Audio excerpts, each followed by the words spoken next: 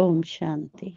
मीठे बच्चे, हाँ मीठे मीठे बाप दादा, तुमने अपने जीवन डोर एक बाप से बांधी है। तुम्हारा कनेक्शन एक से है, एक से ही तोड़ निभाना है।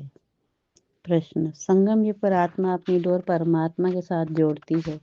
इसकी रस्म अज्ञान में किस रीति से चलती आ रही है? उत्तर, शादी के समय स्त्री का पल्लव पति के साथ बांधते हैं। स्त्री समझती है जीवन भर उसका ही साथी होकर रहना है। तुमने तो अब अपना पलव बाप के साथ जोड़ा है।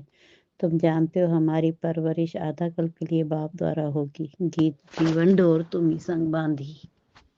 ओम शांति। देखो, गीत में भी कहते हैं जीवन डोर तुमसे बांधी। जैसे कोई कन्या है, वह अपनी जीवन की डोर पति के साथ बांधती है।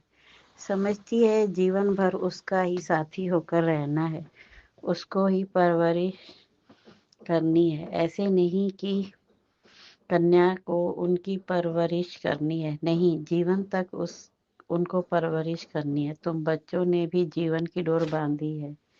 बेहद का बाप कहो, टीचर कहो, गुरु कहो, जो कहो, यह आत्माओं का जीवन की डोर परमात्मा के साथ बांधने की है।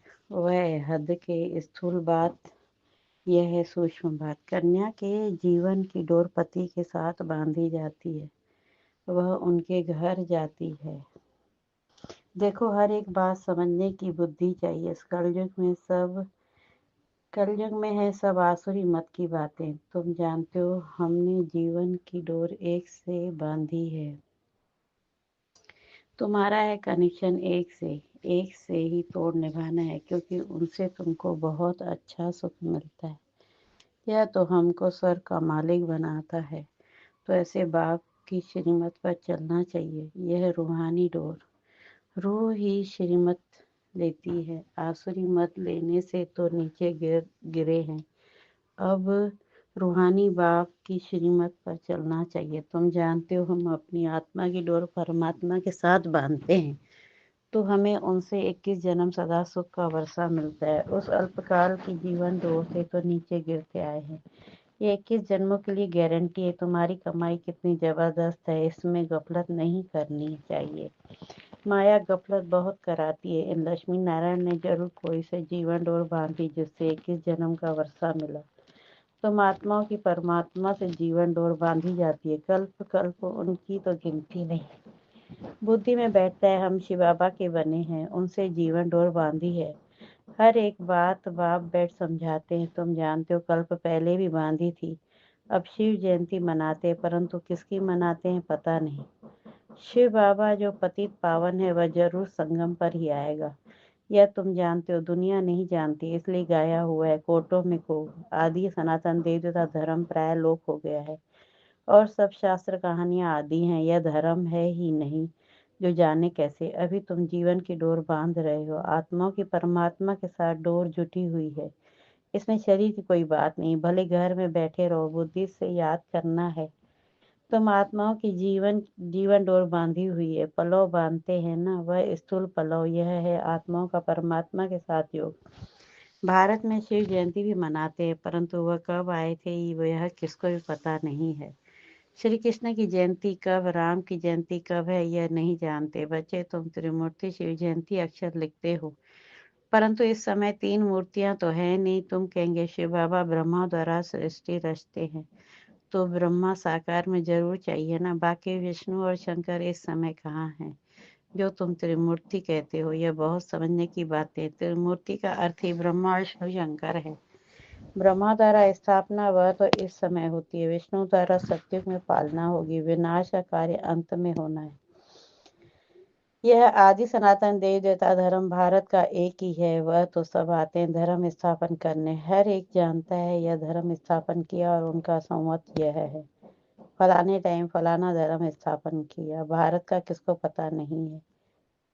गीता जयंती, शिव जयंती कब हुई किसको पता नहीं है। श्री कृष्ण और राधे की आयु में 2-3 वर्ष का फर्क होगा। सत्युग में जरूर पहले श्री कृष्ण जन्म लिया होगा, फिर राधे ने, परंतु सत्युग कब था यह किसको भी पता नहीं है। तुमको भी समझने में बहुत वर्ष लगे हैं। 2-3 पर 2 दिन में कोई कहाँ तक समझेंगे। बाप तो बहुत सहज बताते हैं, वह है बेहद का बाप। ज़रूर उनसे सबको वर्षा मिलना चाहिए ना।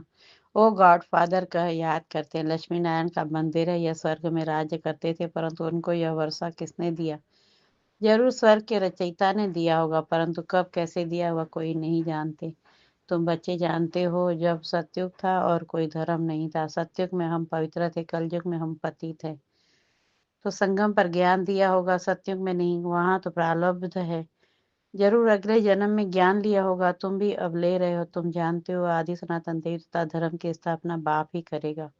श्री कृष्ण तो सतयुग में था, उसको यह प्रारब्ध कहाँ से मिली? लक्ष्मी नारायण ही राधे कृष्ण थे, यह कोई नहीं जानते। बाप कहते हैं जिन्होंने कल्प पहले समझा था वही समझेंगे। यह सैपलिंग लगता है, मोस्ट स्वीटेस्ट झाड़ का कलम लगता है। तुम जानते हो आज से 5000 वर्ष पहले भी बाप ने आकर मनुष्य से देवता बनाया था। अभी तुम ट्रांसफर हो रहे हो। पहले ब्राह्मण बनना है। बाजोली खेलते हैं तो चोटी जरूर आएगी। बरोबर हम अभी ब्राह्मण बने। यज्ञ में तो जरूर ब्राह्मण चाहिए। यह शिव और रुद्र का यज्ञ है। रुद्र ज्ञान यज्ञ ही कहा जाता है। श्री कृष्ण ने यज्ञ नहीं रचा। इस रुद्र ज्ञान यज्ञ से विनाश ज्वाला प्रज्वलित होती है। यह शिव बाबा का यज्ञ पतितों को पावन बनाने के लिए। रुद्र शिव बाबा निराकार है, वह यज्ञ कैसे रचे? जब तक मनुष्य तन में न आए, मनुष्य ही यज्ञ रचते हैं। सूक्ष्म व मूल वतन में यह बातें नहीं होती। बाप समझाते हैं संगम युग में जब लक्ष्मीनारायण का राजा था तो सतयुग था। अब फिर तुम यह बन रहे हो। यह जीवन की डोर आत्माओं की परमात्मा के साथ है।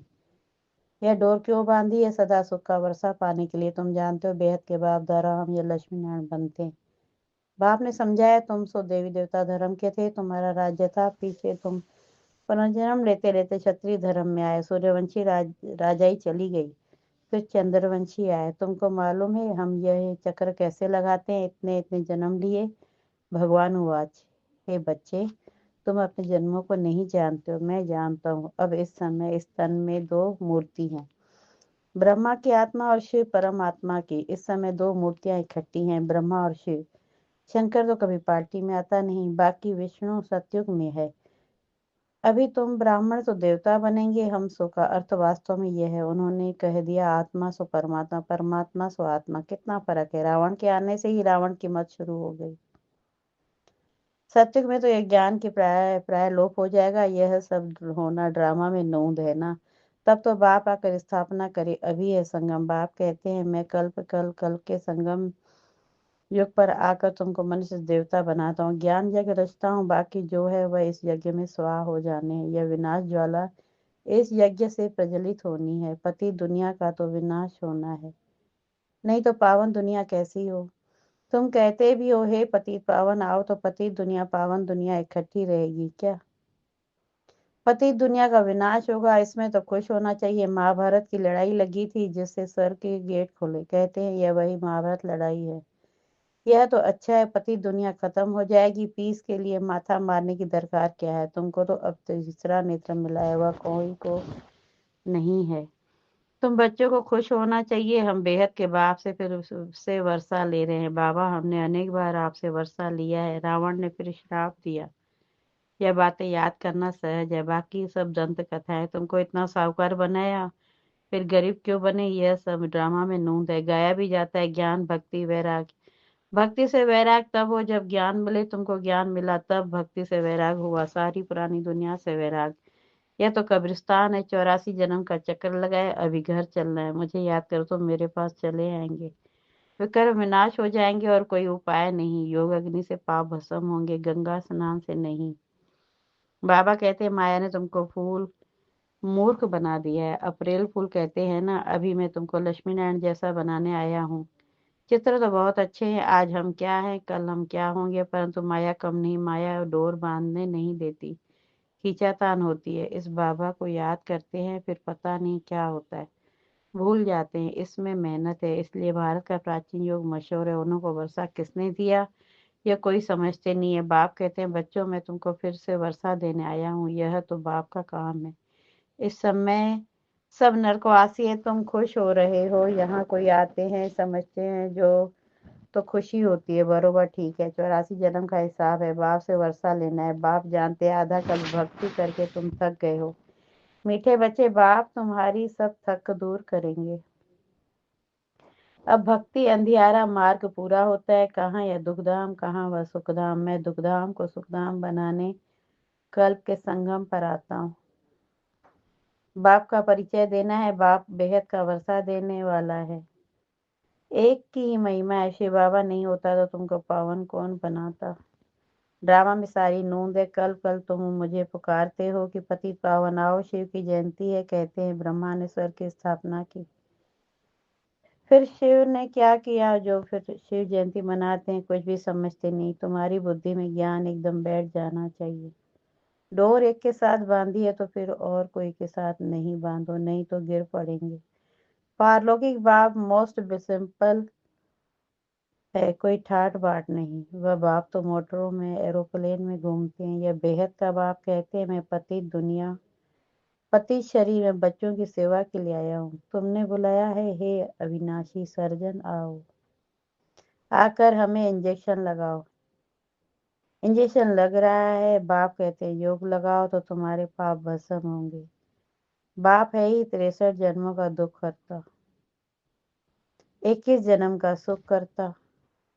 अच्छा, मीठे मीठे सिखलते बच्चों प्रति माता पिता बाप दादा का याद प्यार। Good morning, good morning, good. रूहानी बाप की रूहानी बच्चों को नमस्ते नमस्ते। और हम रूहानी बच्चों की रूहानी बाप दादा को याद प्यार। गुड मॉर्निंग, गुड मॉर्निंग, नमस्ते नमस्ते नमस्ते।